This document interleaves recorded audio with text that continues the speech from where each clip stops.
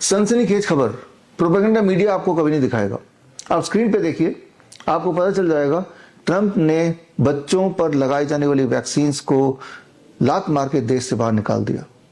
आप ट्रंप के इस न्यूज को देखेंगे तो आपको समझ आएगी कि अभी तक जो बच्चों को 72 शॉट्स लगते थे बचपन में लगाई जाने वाली वैक्सीन, उनमें से अधिकतरों को खत्म कर दिया। 11 वैक्सीन अभी बचा हुआ है।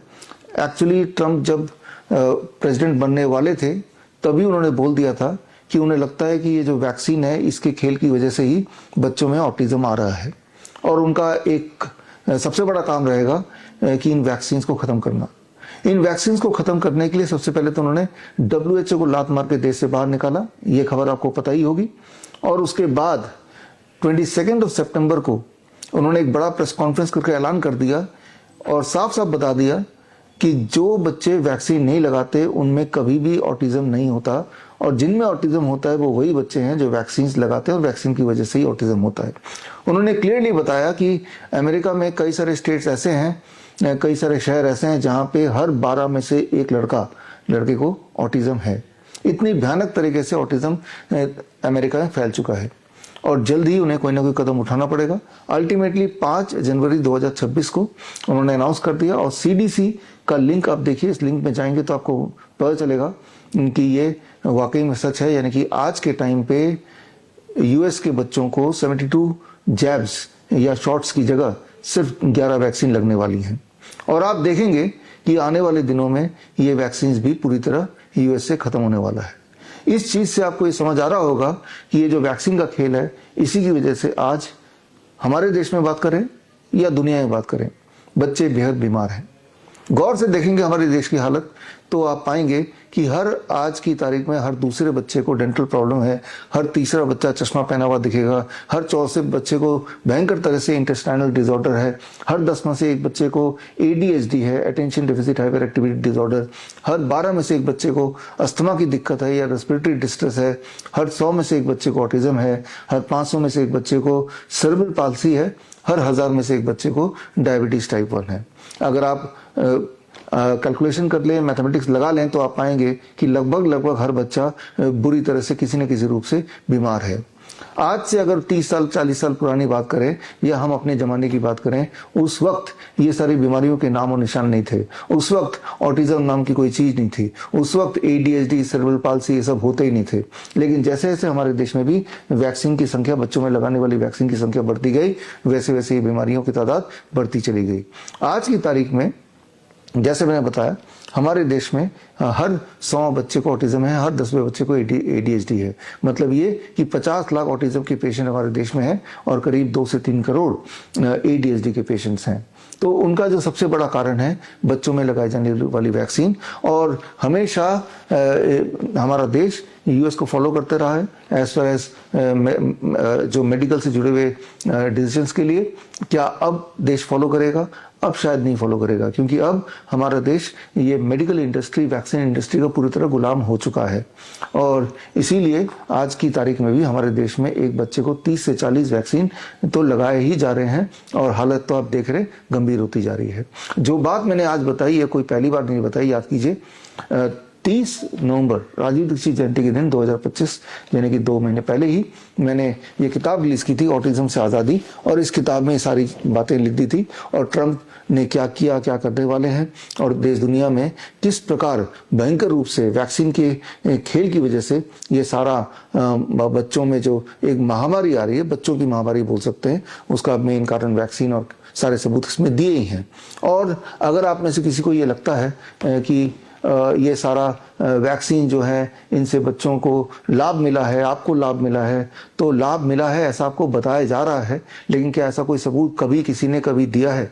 आई एम श्योर कि नहीं दिया है, क्योंकि ऐसा कोई सबूत है ही नहीं। इस पे 23 जनवरी यानी सुभाष चंद्र बोस जयंती के दिन हमने एक बड़ा प्रेस कॉन्फ्रेंस किया, एक बड़ा कार्यक्रम किया दिल्ली में, और उसका लिंक आप स्क्रीन पे देख रहे हैं। इस लिंक में जाके देखेंगे तो सारे सबूत आपको मिल जाएंगे और आप खुद ही कन्विंस हो जाएंगे कि वैक्सीन सिर्फ एक खेल है, मानव को, इंसान को बीमार रखने का एक तरीका है। और हमने 23 जनवरी को ये किताब भी रिलीज की अंग्रेजी एडिशन में, जो हिंदी एडिशन तो 30 नवंबर को रिलीज की, अंग्रेजी एडिशन क्योर ऑटिज्म नाउ ये भी रिलीज किया। और साथ ही में हमने पेश किया हमारे ऐसे बच्चे जो एक टाइम पे ऑटिस्टिक थे बिकॉज द वैक्सीन्स। वो सारे बच्चे स्टेज पे आए, उनके पेरेंट्स ने बताया कि जैसे जैसे वैक्सीन लगाते चले गए वैसे वैसे हमारे बच्चे की बोलचाल बंद हो गई, उनका हाइपर एक्टिविटी शुरू हो गया, उनका एबनॉर्मल बिहेवियर शुरू हो गया और वो अलग थलग रहने लगे, सोशल इंटरेक्शन कम हुआ। और ये सारी बातें उन्होंने अपने मुंह से तो बताई, एट द सेम टाइम उन्होंने ये बताया कि जैसे जैसे कैन प्रोटोकॉल की और ऑटिज्म नाउ प्रोटोकॉल हमने बच्चों के ऊपर अप्लाई किया तो उनकी स्पीच वापस आ गई, उनका हाइपर एक्टिविटी कम हो गई, उनका ऑटिज्म से जुड़े हुए सिम्टम ठीक होने लगे। तो यानी कि याद रखिए ऑटिज्म इज प्रिवेंटेबल अगर आप बच्चों को वैक्सीन ना दें तो, और दूसरा ऑटिज्म इज क्योरेबल ऑल्सो अगर आप कैन प्रोटोकॉल फॉलो करें तो। खैर मैं उम्मीद करता हूं कि इस वीडियो के बाद आप गंभीरता से वैक्सीन की इंडस्ट्री को समझेंगे और आज के बच्चों के बचपन को बचाने के लिए ये मुहिम से आप जुड़िए, आप जुड़ेंगे ताकि जो पेरेंट्स हैं वो उनमें अवेयरनेस आए कि आप जो वैक्सीन बच्चे को दे रहे हैं ये सोच के कि इससे बच्चे का कोई भला होगा, इससे भला सिर्फ वैक्सीन इंडस्ट्री का होगा, मेडिकल लॉबी का होगा।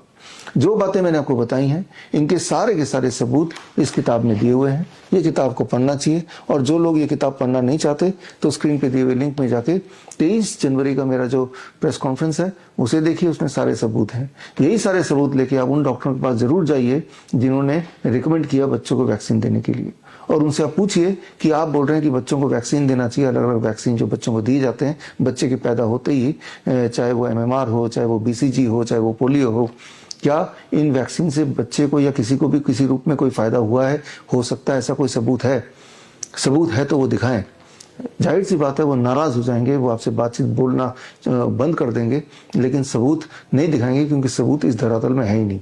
जो सबूत है वो सबूत यही बोल रहे हैं कि वैक्सीन सिर्फ और सिर्फ इंसान का नाश करता है, हमारे इम्यून सिस्टम से वो खेल करता है जिससे इंसान या बच्चा और कमजोर होता चला जाता है। तो सबूत तो खैर इस किताब में है ही, या जो मेरे प्रेस कॉन्फ्रेंस में था ही, और उसका नतीजा भी ये है कि अब इवन US जो कि वैक्सीन का गढ़ माना जाता रहा है, उन्होंने भी अपने बच्चों के जब हालत देखी तो ट्रंप सरकार जिनका पहला one of the top most priority यही थी कि वैक्सीन्स के खेल को एक्सपोज करना, तो उन्होंने वो कर दिखाया। और आगे भी आप देखेंगे कि जितने थोड़े मोड़े वैक्सीन वहाँ बचे हैं वो भी धीरे धीरे कम होगा। यहाँ समझने वाली बात होगी कि इस दुनिया में जो सबसे पावरफुल लॉबी कोई है, सबसे पावरफुल इंडस्ट्री कोई है, तो वो वैक्सीन इंडस्ट्री, मेडिकल इंडस्ट्री है। तो ऐसे इंडस्ट्री से लड़ना किसी भी एक सरकार के लिए, इवन ट्रंप जो कि अपने आप में दुनिया के सबसे पावरफुल पर्सन माने जाते हैं, उनके लिए भी आसान काम नहीं है। उसके बावजूद भी वो यहाँ तक पहुँच पाए, ये कर पाए, बड़े स्ट्रेटेजिकली किया। उनके करने की कहानी किस तरह से उन्होंने स्टेप बाय स्टेप उन्होंने वैक्सीन इंडस्ट्री को घेरे में लिया और उसको कैसे एक्सपोज किया और कैसे उससे बाहर बच्चों को निकाला, ये अपने आप में एक कहानी है जो आपको पढ़नी चाहिए, समझनी चाहिए। तो यानी कि अगर ये कोई एक सरकार कर सकता है तो ये हमारी सरकार भी कर सकती है। वो करे ना करे, एक पेरेंट तो कर ही सकता है। At the end of the day एक पेरेंट के हाथ में है कि वो अपने बच्चे के साथ क्या करना चाहते हैं, क्या नहीं करना चाहते। तो ये डिसीजन तो पेरेंट को लेना पड़ेगा। एक तरफ डॉक्टर्स के बोलने पे वैक्सीन लगाए जाओ, और at the end of the day वो सारा असर उस बच्चे पे पड़ता है, और बच्चे पे असर पड़ता है, दुष्प्रभाव पड़ता है, तो वो झेलना पड़ता है पेरेंट्स को। याद रखिए हर बच्चे को ऑटिज्म नहीं होगा, हर बच्चे को ADHD नहीं होगा, हर बच्चे को न्यूरो डेवलपमेंटल डिसऑर्डर नहीं होगा। लेकिन एक बात तो सच है कि हर बच्चे को वैक्सीन का दुष्प्रभाव किसी न किसी रूप से होगा। किसी के बॉडी में ट्यूमरस ग्रोथ हो सकता है, तो किसी के इंटेस्टाइनल डिसऑर्डर हो सकता है, किसी को न्यूरो डेवलपमेंटल डिसऑर्डर होगा, तो किसी को ऑटोइम्यून डिजीज होगा।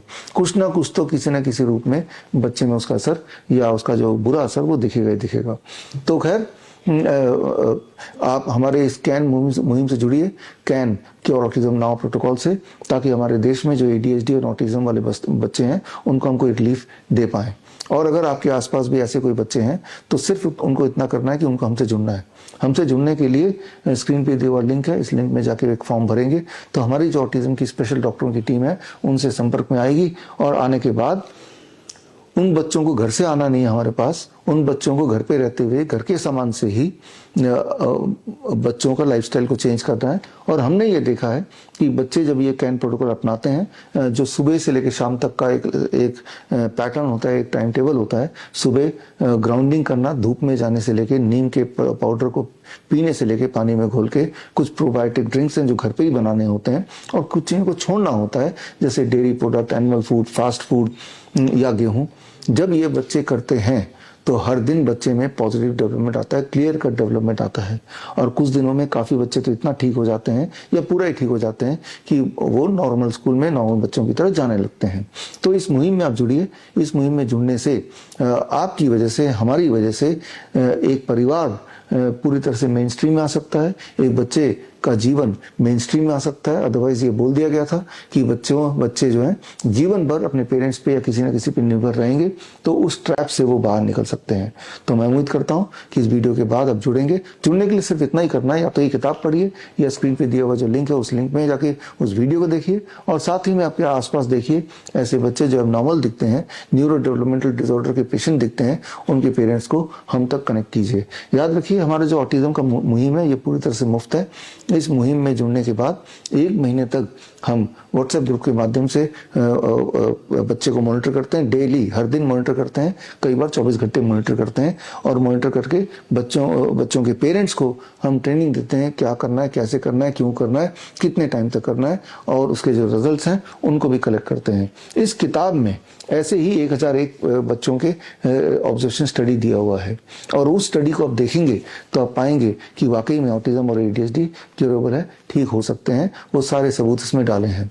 जो लोग मुझे सुन रहे हैं, अगर आप में से कोई ऐसे भी हैं जो हेल्थ मिनिस्ट्री से जुड़े हुए हैं या मेडिकल एसोसिएशन से जुड़े हैं, तो मैं आपका स्वागत करता हूँ। आप आइए, हमसे जुड़िए, और हमारे जो सबूत हैं उसका डिटेल, पूरा डिटेल, एक पेशेंट का पूरा डिटेल, यानी कि उनका एड्रेस, उनका फ़ोन नंबर, उनके पहले के रिकॉर्ड्स, उनके अभी के रिकॉर्ड्स, उनके वीडियो, सारा कुछ हमारे पास है, और हम उनको आपको देने को तैयार हैं, इस उम्मीद से कि जब आप देखेंगे there is now a solution to the disorder which is otherwise told to be non curable, अब वो ठीक हो सकता है। तो काम सिर्फ इतना रह गया है कि आप और हम मिलके इस कैन प्रोटोकॉल को उन बच्चों तक, उन पेरेंट्स तक पहुंचाएं।